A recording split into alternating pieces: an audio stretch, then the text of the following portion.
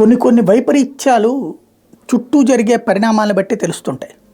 Like ఇప్పుడు మీకు ఏదన్నా ఉత్పాతం జరుగుతుందన్నప్పుడు కుక్కల అరుపులు పెద్ద ఎత్తున ఉంటాయి. అంటే అవి ముందుగా కనిపెడతాయి ఒక చావును, ఒక విధ్వంసాన్ని.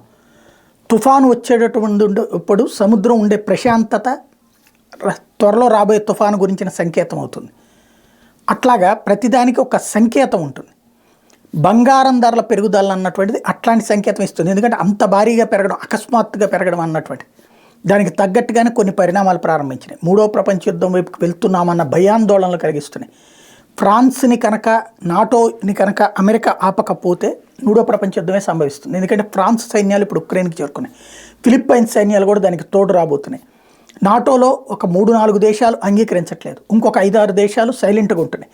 మిగతా దేశాలు తమ సైన్యాలను ఉక్రెయిన్కి పంపించాలనుకుంటున్నాయి. అక్కడ ఆల్రెడీ ఏది రెడీ టు వార్ అంటే యుద్ధ సన్నద్ధత పరీక్షలు కూడా చేస్తున్నారు.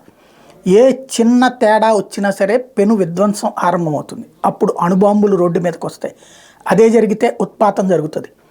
కాబట్టి ఇప్పుడు ఏం జరుగుతుంది అన్నటువంటి ఆందోళన ప్రతి ఒక్కరిలోనూ ఉంది.